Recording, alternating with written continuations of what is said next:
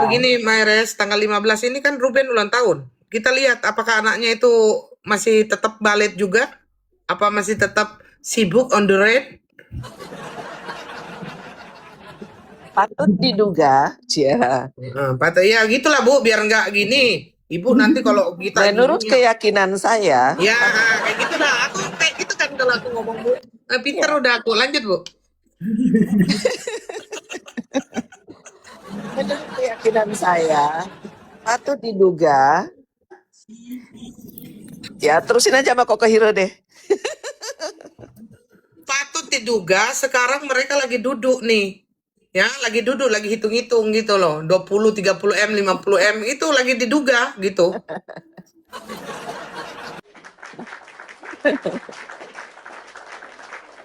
Nah, apalagi Bu, mungkin kalau netizen biasa-biasa aja ya mungkin ya bisa bisa dipengaruhi mungkin dengan kata-kata ya. Kalau kayak kita itu menganalisa Bu, dari case per case itu kita menganalisa, bukan cuman bacot doang, enggak. Kalian lihat aku kayak begini-begini, kok pikir aku ini enggak ada otak gitu, otak udang gitu. Maaf ya, setiap inci kata per kata itu aku terngiang-ngiang ya di pikiranku ya. Jadi kata-kata yang paling terngiang-ngiang di pikiranku Ibu Elia, maaf ini, udah minta maaf ya, nggak kena apa-apa kan aku Bu, udah minta maaf. Kan Ya, nggak salah, ngapain minta iya maaf? menurut aku yang kata-kata itu, menurut keyakinanku ya, yang aku terngiang-ngiang begini Bu, aku, papiku, aku, papiku, itu Bu.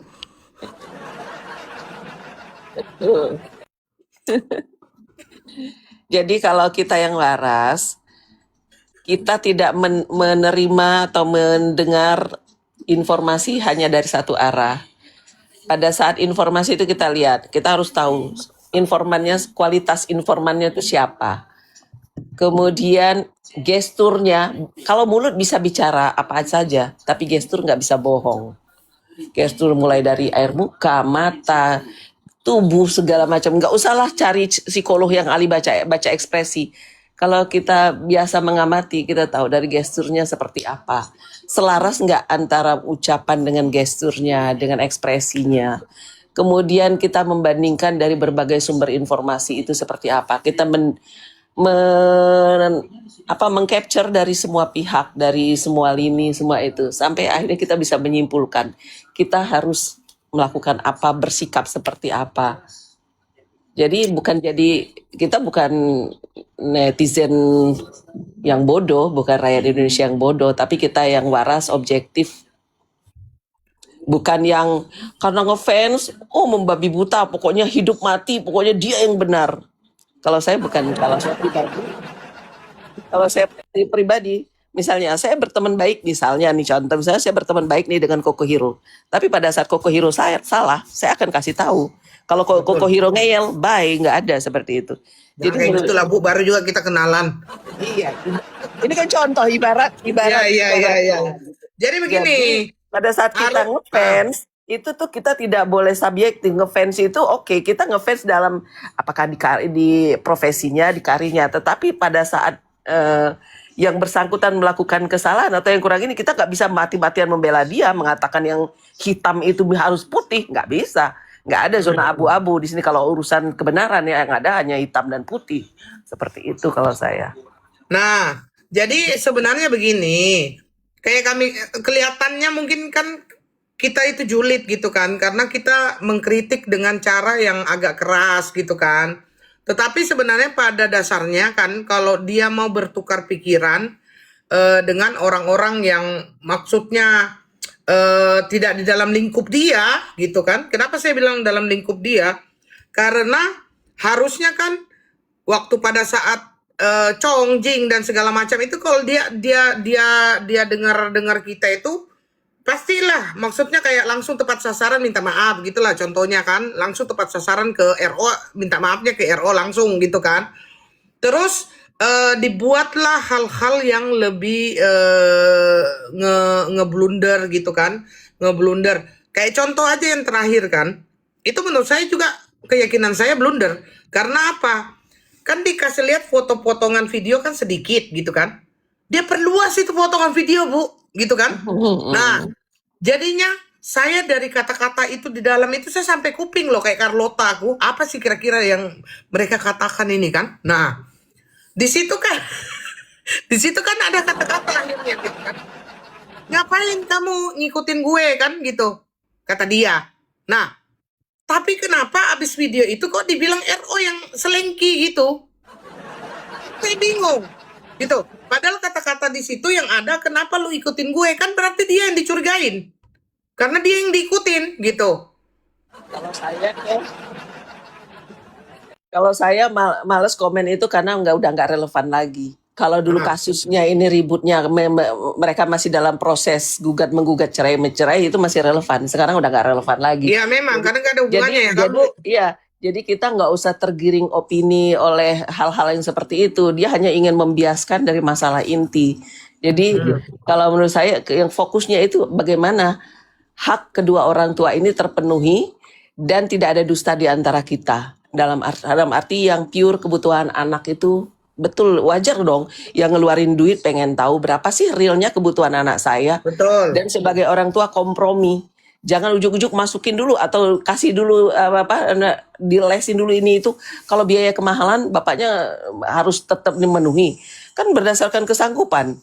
Seperti itu, kalau bapaknya misalnya sanggup misalnya bayar cuma les yang 100.000, ya jangan paksakan yang 100 juta, ibaratnya kan seperti itu. Di situ makanya di klausul itu kan harus dengan pembicaraan, ada diskusi dulu. Kewajiban dipenuhi tetapi berdasarkan kemampuan. Orang bank yang pilot aja lagi masih ada ruang diskresinya gitu kan, nggak serta-merta yang nggak mampu bayar hutang pilotnya dihukum gantung gitu kan. Jadi artinya selalu ada ruang diskresi dan ruang diskusi. Jadi menurut saya kita jangan terjebak dengan itu, supaya makanya tadi saya kurang setuju dengan kata netizen julid. Itu yang saya katakan, seumur-umur saya baru kali ini mengikuti kasus artis, dan orang yang pro ke Ruben, saya pikir itu adalah orang-orang yang punya rasa empati, yang ikut merasakan kesedihan dan kepedihan bapaknya yang tidak bisa bertemu anaknya sekian bulan. Sementara selama ini dia bertahan itu dan hidupnya itu hanya untuk anak. Sekarang dia akses untuk ke anaknya tidak seperti dulu lagi. Nah, jadi orang bisa merasakan kepedihan itu sehingga turun berempati. Dan empatinya itu diwujudkan dengan respon statement, komentar-komentar. Jadi kita bukan julid. Julid dalam konteks positif sih sah-sah saja.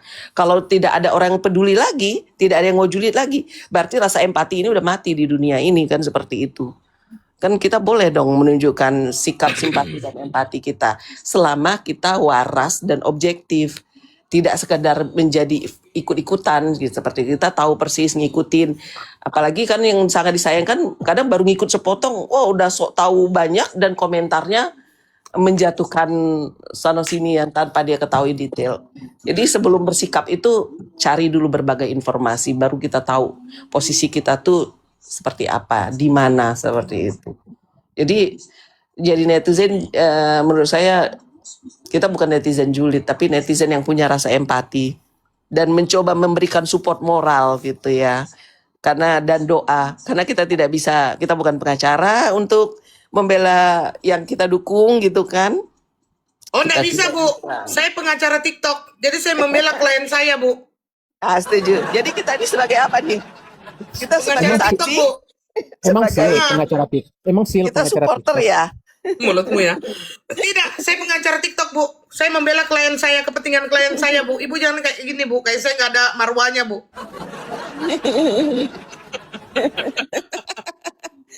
Jadi Bayarannya ibu kan mahal nih. bilang tadi ya, ibu bilang bahwa kalau memang tidak bisa di les yang mahal, kan bisa sesuai dengan gini. Tapi ya, ini sekali lagi ya, ibunya anak-anak mengatakan bahwa akibat perceraian ini, dia mau kehidupan itu tidak berubah. Kalau tiba-tiba bapaknya nggak mampu sama sekali, mau diapakan? Digadein bapaknya. Oh, nggak bisa. Nanti bapaknya pelit, Bu. Nggak bisa. Saya tidak terima, Bu. Pokoknya harus kenyamanan nomor 1. Masalahmu, urusanmu. Nah, itu saja ya. Itu saja sudah melanggar salah satu klausul dari kesepakatan 39 apa namanya, kesepakatan yang ada 39 butir itu saja kan sudah melanggar kesepakatan. Makanya saya sependapat semua yang dibilang Bang Minola. Dan melalui diskusi salah satunya. Nah, diskusi itu tidak terjadi, itu aja boleh dong. Salah satu pihak kalau itu tidak terpenuhi unsur itu dia boleh mangkir. Oh, oke, boleh mangkir ya Bu ya. Mangkir dalam artian gini, kan harus melalui diskusi. Jadi bukan laporan, bukan eksekusi, bukan laporan eksekusi yang dia terima, harusnya diskusi dulu. Nah, dia mangkir dalam arti kita harus ketahui dulu kenapa dia mangkir. Oh, mungkin dari sisi kapasitas, kemampuannya tidak bisa seperti itu. Mm-mm. Nah, kalau dia mau tetap seperti ya itu, ya udah terima. Bapaknya mampu berapa, kekurangannya dia yang nutupin. Karena dia tidak menjalankan diskusi. Itu satu masalah, itu tidak menjalankan diskusi itu. Yang kedua Bu, sepanjang jauh mataku memandang ya. Yang kedua itu adalah tidak ada transparansi di sini. Yang kakak diminta sama pengeluaran itu perincian sampai detik ini tidak diberikan Bu, gitu loh. Ya kan karena dia masih memberlakukan pola waktu mereka masih bersama. Hmm. Nah, sekarang kan sudah bukan pasangan suami istri lagi. Oke. Tapi kira-kira itu oke, bagus lah kalau di nafkah itu kan menerapkan yang lama. Kalau kartu kredit itu kan harusnya diberikan aja sesuai dengan tanggal bulannya Bu. Gimana? Kasih sesuai tanggal bulan. Kartu kredit itu kan sesuai tanggal. Kalau waktu nafkah itu dengan alasan itu kita bisa terima mungkin kan. Tapi kalau kartu kredit itu kan perinciannya itu ada. Apa aja yang dibelanjakan di situ. Kenapa sangat sulit perinciannya itu diberikan? Nah, makanya itu informasi agak-agak antung juga ya. Itu kartu kredit tambahan atau kartu kredit utama. Kalau itu kartu kredit tambahan dari punya RO, seharusnya gampang ingin tahu perinciannya ya. Oh enggak, ini berarti kalau agak sulit ini Kalau saya yang utama berarti asumsikan berarti ini kartu kredit punya sebelah Bu. ya, kalau punya sebelah ya sebenarnya itu masuk nggak dalam Akta 39 poin itu. Dan kalau memang masuk tanggungan tagihan kartu kredit itu memang masuk dalam poin Akta 39, dilihat lagi pengeluaran-pengeluaran yang mana yang memang murni untuk anak dan itu pun masih bisa ditilik lagi logis atau tidak seperti itu. Nah, kalau Ibu mengacu dengan Akta 39 berarti itu setiap apapun yang mau dikeluarkan itu harus terjalin komunikasi dulu. Betul. Itu sudah dilangkahi itu. Udah enggak Ya, ada itu komunikasi, makanya. tahu-tahu jebreng aja. Itu yang saya katakan tadi pada saat yang saya bilang tadi pada saat poin-poin salah satu, salah dua, salah tiga dari poin akta tersebut tidak terpenuhi, maka boleh dong pihak RO tidak juga memenuhi tanggung jawabnya. Misalnya katakanlah misalnya tagihan kakak itu masuk di salah satu klausul di Akta 39. Tetapi pengeluaran dia itu tidak ada transparansi dan sebagainya. Boleh dong dia tidak membayarkan. Enggak, tapi ada perkataan yang menggelitik dari pendukung sebelah kan. Oh, terus berarti kalau tidak dikasih ketemu bapaknya, anaknya biarin aja kelaparan gitu. Gimana gitu Bu untuk menjawabnya itu? Ya kalau ibunya nggak sanggup ngasih makan, ya udah kasih ke bapaknya, pasti dikasih makan tuh sama bapaknya. Nah, itu ya. Begitu jawabannya ya guys ya. Kata siapa? Kata Gus Dur begitu aja kok repot. Kasih Koko Hero juga kita bisa kasih makan. Bu, kalau sibuk-sibuk begini, saya itu kalau Ruben misalkan mau kasih kan, kok ini ya keuangan anak-anak kamu yang atur ya, saya mau ya jadi tukang atur-atur uangnya ya. Kalau dibilang beli buah ini nggak bisa, jangan beli 3 kilo, sekilo aja, setengah kilo buat anak-anak. Nanti besok beli lagi. Terus sekarang belum waris 3, nggak bisa 3, ya 1 aja dulu. Nanti saya lihat ya, saya catat itu apelnya ya. Punya anak-anak gitu ya. Yang Tisu lain juga. dilarang ya. Tisu juga ya. Punya anak-anak ya. Plastik Ya enggak sampah apa-apa ya jangan rasanya aja. plastik sampah jangan lupa. Oh, plastik sampah kalau bukan mukanya anak-anak, mukaku ya. Biar nggak salah ambil kantong plastiknya.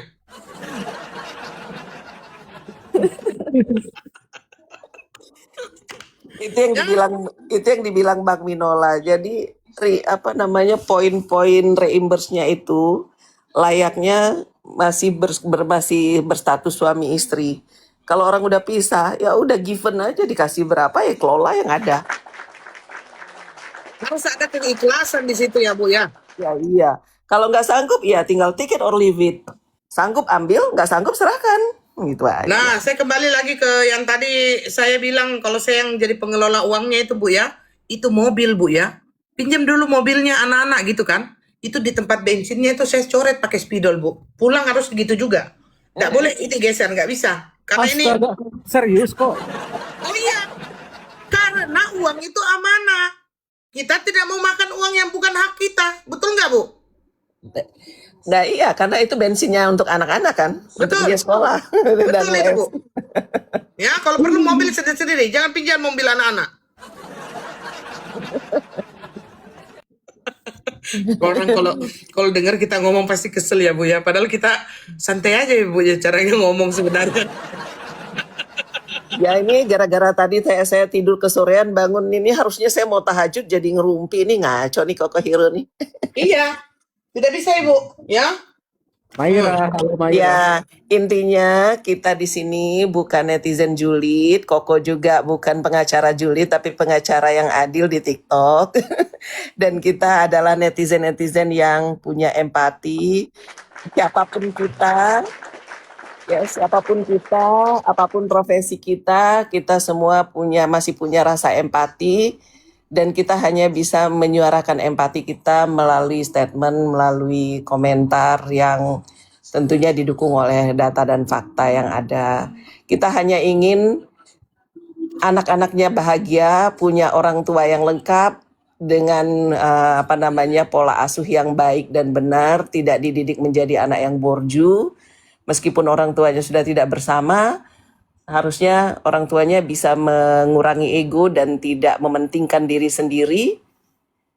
Dan yang paling penting lagi adalah bagaimana anaknya bisa menjadi anak yang baik, anak yang terdidik dengan baik secara fisik, mental, dan spiritualnya.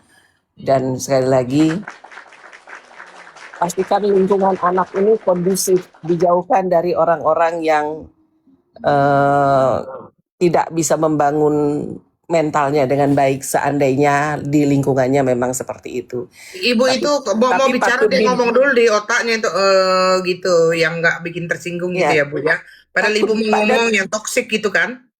Patut diduga, kalau saya berpikir sederhana, patut diduga ya sekali lagi kayak menurut keyakinan saya patut diduga anak-anaknya kalau Ruben menayangkan beberapa video-video viti-viti lama dia dengan anaknya, yang sekarang kita lihat pertemuan di bandara kemarin itu seperti itu kondisinya, patut diduga ada informasi yang masuk ke anaknya yang membuat anaknya bersikap berbeda dengan bapaknya. Nah berarti padahal seharusnya sekian lama nggak ketemu kangennya harusnya luar biasa. Bila perlu mungkin anaknya tangis-tangisan, papa kangen nih gini. Nah kenapa sikap anaknya begitu dingin? Nah itu patut diduga ada hal-hal yang memang tidak konstruktif yang diterima anaknya. Sehingga anaknya menjadi berbeda. Dan di situ bapaknya makin pedih lagi, udah nggak ketemu, pas ketemu meskipun sebentar kondisinya membuat makin dingin gitu. Jadi itu yang membuat saya secara pribadi makin kasihan, sedih, dan berempati. Itu sih dasarnya. Saya cuma kepingin begini, maaf Ibu Eli sedikit. Kita ini orang tua yang punya anak, jangankan yang dibilang satu darah ya, ayah dan ibu orang tua. Kita aja misalnya ya kan, ada biasa teman kita yang datang, tuh kan teman yang misalnya kayak sahabat. Tiba-tiba misalnya teman ini dulunya seminggu datang, sering apa kayak gimana atau kayak gimana. Bahkan saya punya teman yang 2 kali saya pindah rumah, baku deketan terus rumahnya ya kan, malahan udah dipanggil dia panggil tante, panggil bunda kayak gitu kan. Nah tiba-tiba teman saya ini pendidikan, diklat lah ya 3 bulan nggak datang, ditanyain kayak gitu.